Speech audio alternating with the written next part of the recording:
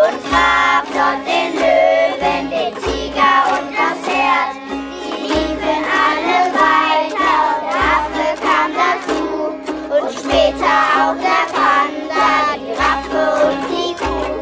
Die Party wurde bunt, groß und verwöhnt, der Puma war nur glücklich und endlich erfüllt.